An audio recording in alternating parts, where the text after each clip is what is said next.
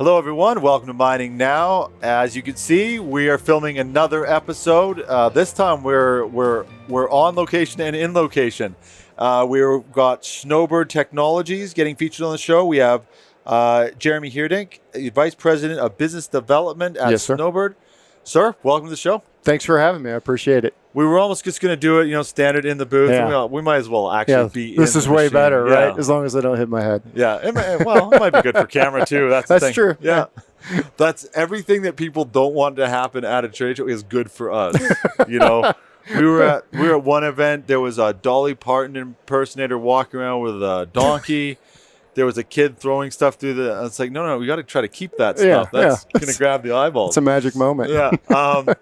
Okay. Can you give us a snapshot of Snowbird? Just a little bit of their history. Obviously, we're going to talk about the technology, but just a little bit of just the lineage. It's been around for actually a while. Yeah, right? It's been around since '92, so 30 years. Over 30 years as a company. The company was originally set and has really been run for 30 years on ruggedized air conditioning units for the U.S. Navy. So the LCACs, the air cushion vehicle ships the Navy uses, need certain requirements for their air conditioners, and we've provided that now for over 30 years. The last probably 12 years or so, we have a new owner.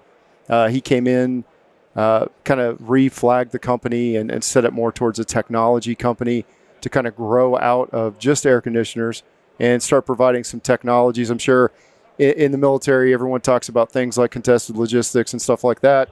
So we kind of look for solutions now for contested logistics and for people out there who are having some difficult times. Right. That history of the military, though, that went for years, though, right? Oh yeah, and it's still going. I mean, we still. That's one of the units sitting there, right? Is that? Well, no, that's actually the AWG. We did not bring an ECU unit, but we still provide ECUs to the Navy up to this day, and actually some other companies and countries as well. Okay. And then, so the new owner comes in. How quickly did he start to pivot? How long have you been with the company? I've been with the company for 2 years. Okay. And I think kind of the pivot and focus for technologies or new technologies was probably about a year and a half ahead of me. It kind of started with the AWG, and then, when you start taking new products, especially in the market for the military, where no one has a requirement for, then it becomes kind of difficult sometimes to get those things out and get them in front of people. So I came in from that, with my experience to kind of help the company, push it a little bit further into the military, and then also now into some of the commercial markets as well. You've kind of touched on it, but I want to kind of double down on this.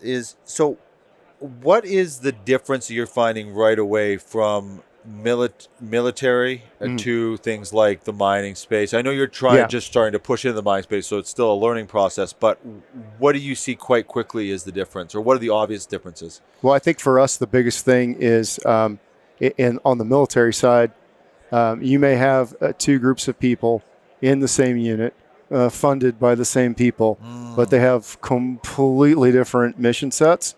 So their requirements for something like this may be completely different. For us, we integrate and customize the system for the requirements. Yeah. And a lot of people don't have requirements because they're like, hey, this is pretty neat. I think we could use it. We just don't know how to use it yet. Right. So that's been kind of the big thing there. But on the commercial side, I don't think you have as much variety in the fact that kind of mining's mining. Everyone kind of does the business the same way with the same type of. There may be different companies that they buy the product from, but they generally use the same type of stuff, right? Right. So it's a little bit, I think, easier for us to meet a customer requirement. We don't have to do as many iterations and changes on them. Right. They kind of know what they're going to need. They can tell you, right? Exactly. But the funny thing is, it's size-wise, right? Because we're sitting in a 10x8 container right now. The military generally is like, hey, we don't want to go bigger than this. We actually want to go smaller. Oh.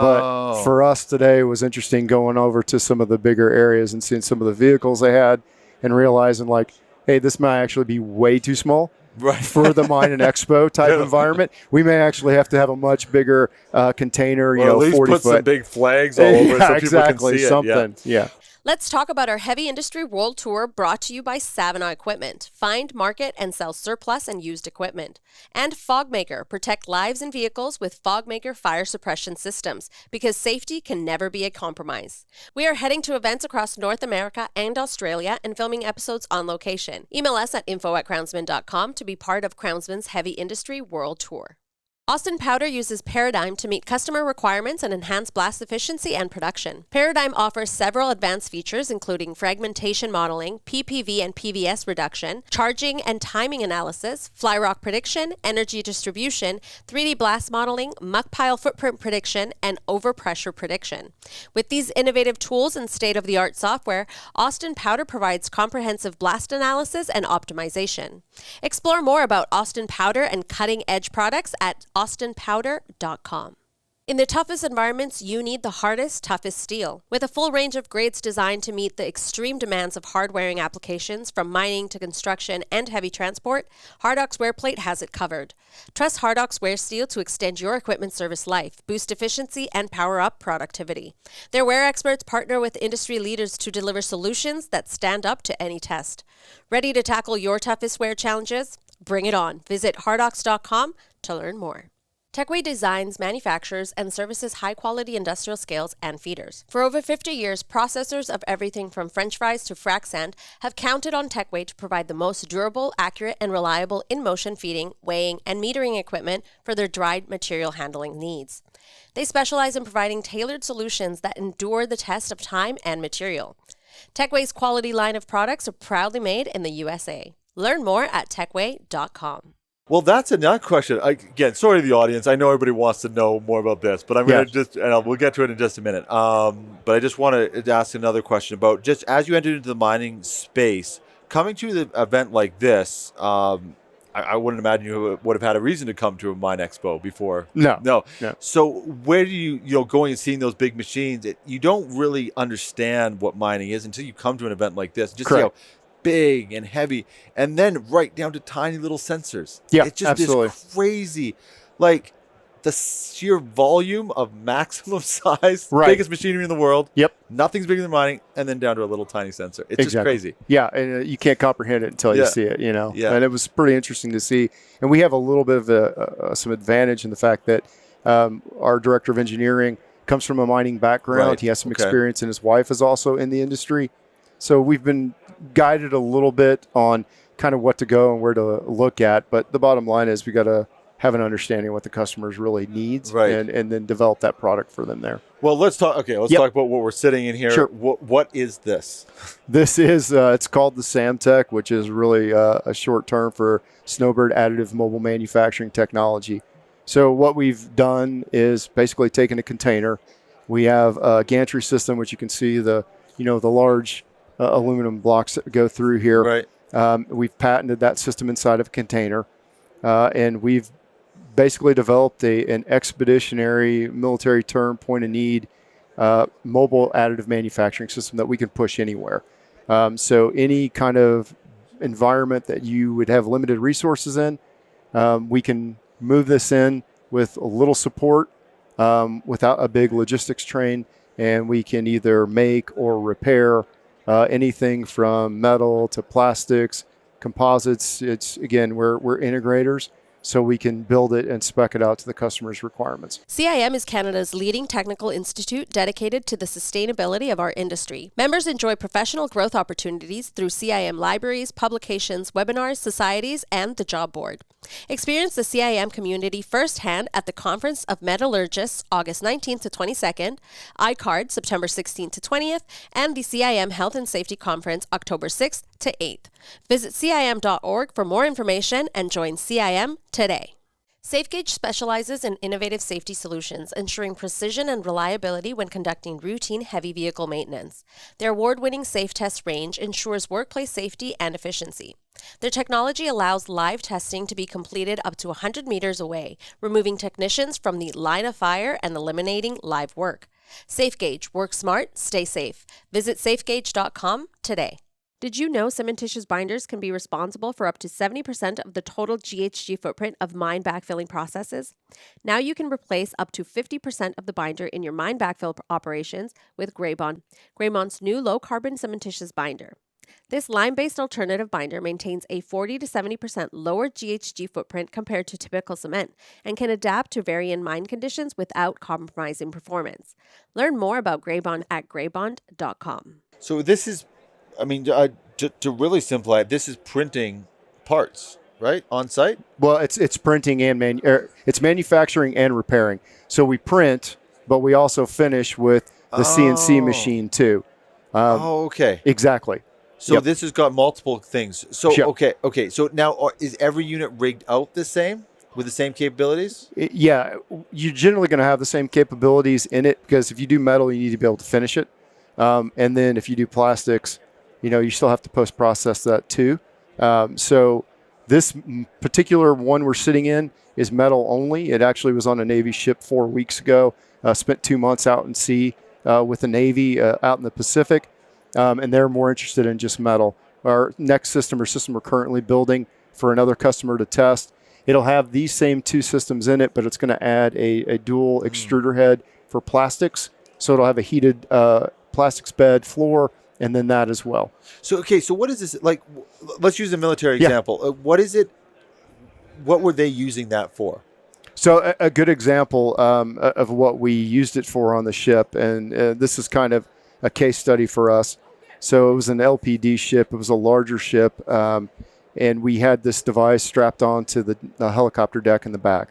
It left left Pearl Harbor, and it went out to the Pacific for a big exercise they call REMPAC. Bunch of ships, bunch of people, thousands of miles in the Pacific. Everybody's doing this stuff. Within, I think, less than 24 hours out on the water, the ship had a bushing that cracked and broke. That bushing runs a reverse osmosis machine, which provides clean water to the sailors. So it's an issue, right? If you can't provide water to the sailors, you're going to have to go back. So that's a cast iron part. It takes 9 months to get. 9 months. It just so happened we had this on board, so we were able to scan it, develop it, and print it in a different material. We actually printed it in stainless because we can't do cast iron. You can't print iron. So we printed it and machined it, put it in, and it worked like a champ. They were able to continue the operations. As a matter of fact, the commander was so thrilled with the fact that we continued underway when he thought he'd have to stop his mission, that he asked to keep it on board for an extra month. So we actually had it shipped on board the ship all the way back to San Diego. So they were very happy, and that's why we built this, right? It may not be the exact part that was replaced, but it was good enough to keep the mission going. It didn't put anybody's lives at risk, and they were able to complete their task. So to jump into the mining space, this must be the thought. It's like these remote locations, all these parts that, there's been supply chain issues. Exactly. All these types of things. You're hoping to plug into that. Exactly. That demand, yeah. And, it's different in this industry because it's commercial, right? So everything really revolves around profit. But if I go down in a mining, area and I lose a part or break a part, and it takes me even 4 weeks to get because I'm in a remote location, how much does that impact the work and the work rate and the profit rate? Yeah. So if you have the ability to immediately produce another part or repair that part and get it back into action, within 4 to 6 hours, and then continue the operation, you could still order your primary part. Yeah. It still may take 4 weeks to get, and I may have to print 2 or 3 of these other parts, but I can continuously print those and keep it going. So that's kind of the concept that we're looking at, and that's why we thought mining and oil and gas and those type of industries kind of fit the model of what we're using here. There's pushing into a new market always is challenging. Yep. But have you got a chance to talk to companies and go, oh, is there an appetite for this? Yeah, and I think so. I mean, even the amount of traffic we've pulled in today, because a lot of people here are into machines and machinery because that's what they work in mines. Yeah. They come by, they look in, and they see what it is, and they stop. Yeah. And now they're asking questions and trying to figure out because they see the machining CNC piece, and they're like, hey, what's that? And It's When you kind say of they, it's literally everybody. Oh no, yeah, I'm watching people's eyeballs as they're going. Everybody's we're looking, usually having a group of people sitting out Yeah. here, and we're talking to probably 2 groups at a Yeah. time because it makes sense to them. They can see it, and they didn't realize it existed. So now we've got a concept out that can meet a demand that they may heck I don't need to. I can have less parts on site. I can build up a part that's going to cost less. I don't need as much a backlog because I have the ability possibly Yeah. to print those parts. So there's a lot of different ways you can use it, I think.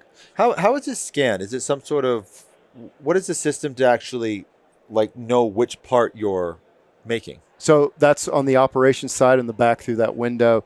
Oh, okay. You can do it a couple different ways. I mean, we can upload CAD files into the system.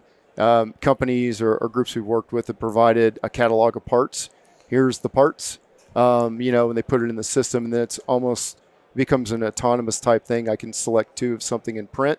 The third option we have is we have teammates like Creaform 3D that has a really amazing hand scanner for a laser hand scanner, and that allows us to take that somewhere, scan a part, upload that file, and then either print or repair the part from that. Wow. Yeah. Yeah, it's quite exciting. It's fun.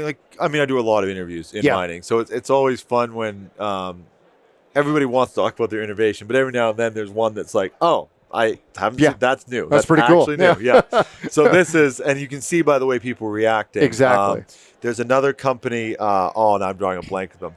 They have a scanning system for cores. I'm sorry for forgetting your company's name. But they were the same thing. I was trying to talk to them, and people were trying to get into the booth, and it was just hilarious. But it's showing there's a demand for this product. Oh yeah, right? absolutely.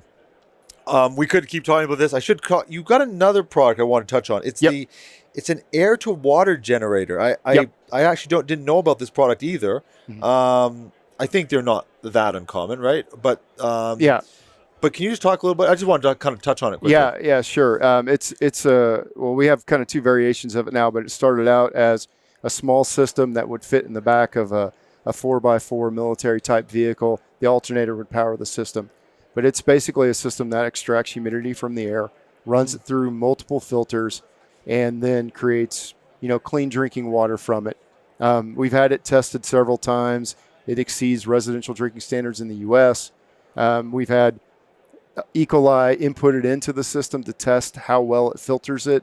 And when it came out and it was tested, there was no E. coli in it at all. Wow. And it's very much the same as you would have with bottled water. If you look on the bottled water, it says, ozonated. So it's a system that allows, soldiers or people in the military to put it in a vehicle. It's very quiet, go out and not have to carry water.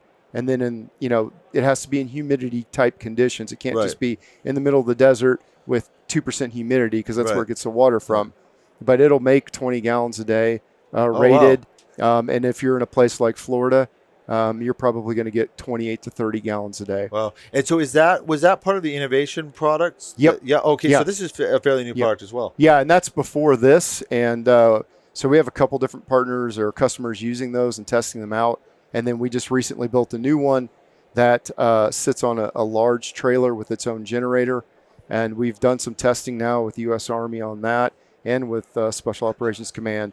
And that produces we estimated about 150 per day on gallons, but it's been doing upwards of 170. Wow. Yeah. Wow. It's pretty interesting seeing a company that, they got this niche and then they go, no, we're just going to start building more stuff. Yeah, but that follows air conditioning technology. So for lack of a better word, it's pretty ballsy. Well, it is, but it's still a transition from air conditioning to that system.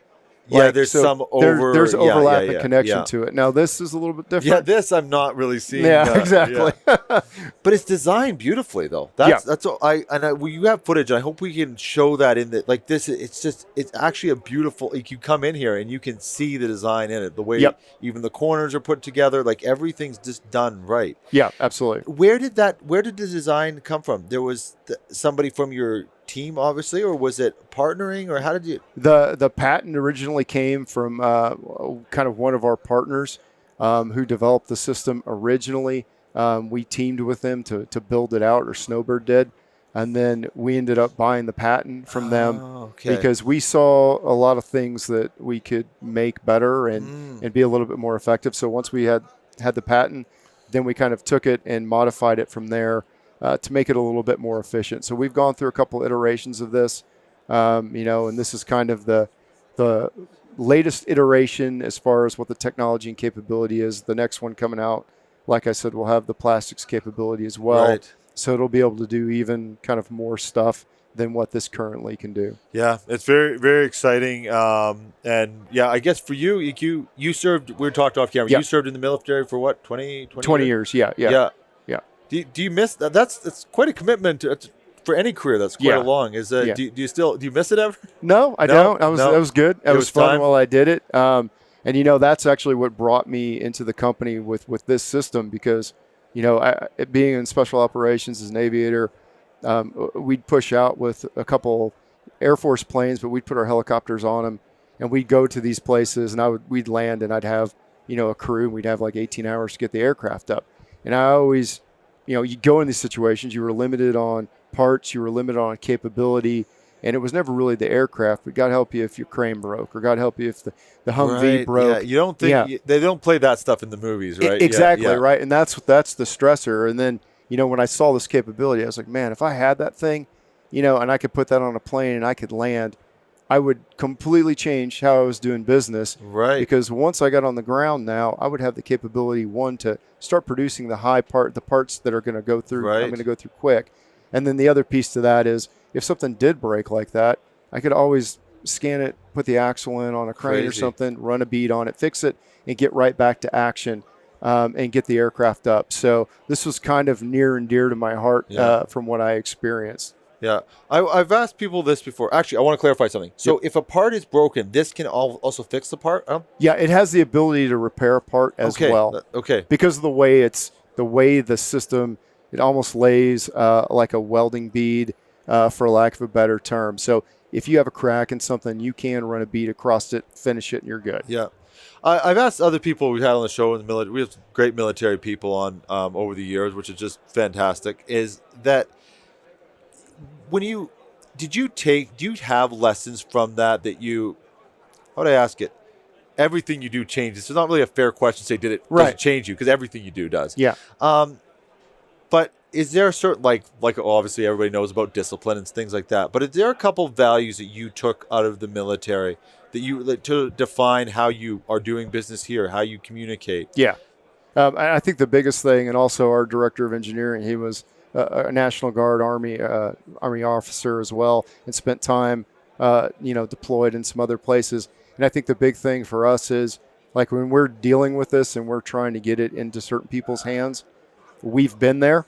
Right. And the last thing we want are the people I know to get one of these and be like, hey, dude, your stuff is terrible. It doesn't work. Yeah. So we kind of go the extra mile when we're trying to make sure it works properly, it functions how they're going to use it. Just that extra thing. It's the understanding of knowing what you're going to do in those environments, which is why we, when you look at the size of the gantry, it's huge. But because it's engineered to mil spec, because it has to survive certain things. Right. So we're kind of, we like to say we're military people building for military, right? I'm not a commercial person who just has a system and I'm trying to give it to the military and hope it works. We're very adamant. Have you seen cases when you were serving where stuff you were ending up with something that wasn't really up to par? Yeah, and it's not necessarily the fault of the business that they don't understand the piece to it. Like this market, especially in manufacturing 3D printing, is mainly a commercial market. It's only really recently that we're getting into more military spec type systems. Right. Most of the heads are commercial that do the print. So there are limitations to it, but yeah, I mean we've all experienced that. Yeah. We've all been out in situations where we're doing fixes that maybe aren't the best fixes, but we don't have a choice. Yeah. Like, at least now I have an option to do a legitimate fix and be happy with it. So it's funny how you say people say little things and I go, I've never thought, like, you again, like in the military, it's not the whole plane that's the issue. It never is. Little crane, the little door, Yep. the little thing that just wasn't quite right, and it can cause major issues. Yep. And mining's very similar. Like, if I look at this looks like it's built for mining. Exactly. Just the the heavy dutiness of it Right. looks like you understood. I mean, you could say it was built for mining and then happened to work for military. Yeah, And exactly. and there's probably a lot of interchange in there, right? Same with oil and gas, I would assume, right? Yeah, and all those you're talking about environments that maybe aren't the easiest environments to work in. They're massive areas, so logistics trains are very difficult to move and get to these places that are out in the middle of nowhere. You don't have a ton of water. Like I can't have liquid to cool the CNC on this because I can't guarantee that a mine or somebody deployed is going to have access to enough coolant to be able to do that. Right, things like that. Yeah. So it fits very well, I think, into their environment. One other question I want to have before we wrap up is training for this. What is it? What does that take? What kind of level do you have to be at? Yeah, so right now we're dealing with training. A lot of the people we've trained in the military or other groups have been people who have some machining capability, or they've dealt with a couple different things, so they understand some of the processes. A lot of CNC stuff. That's kind of stage one. But the reality is, we're going to have to get to a point with software, and which is what we're working on.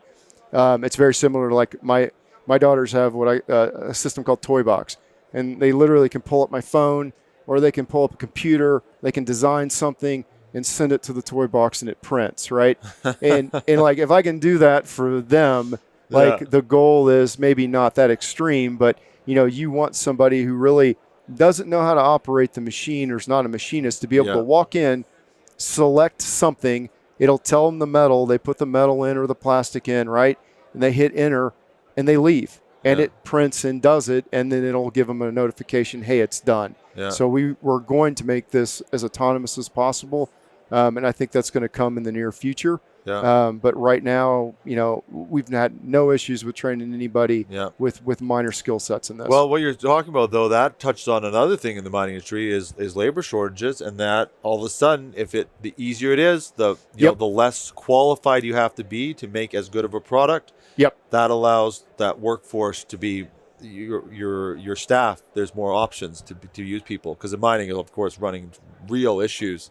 Yeah. I'm talking to people here, and just the age of the people that are here working at the companies is like, it's a challenge for the industry. So there's another little gap that this almost fills. So, absolutely. Jeremy, thank you very much for coming on the show. I'm glad we got to do it. I appreciate it. Thank you. Yeah, it's a very cool thing. Just the company story is neat, and then seeing the product, that's amazing. So thank you very much for your time. Yep, appreciate it, sir. Thanks. Okay, thank you. Bye-bye. And thank you, everybody, for watching. Of course, we'll have Jeremy has LinkedIn. You can connect with him directly, but we also will put the Snowbird LinkedIn, their website. Click on it, check it out. If you're watching it, you've probably been seeing their Learn More thing. You just click on that and get right to their website. If you're seeing it on LinkedIn, make sure to they'll be tagged. Click and follow them, and make sure to follow us and subscribe on YouTube. Thank you, everybody, for watching. We'll see you on the next episode of Mining Now.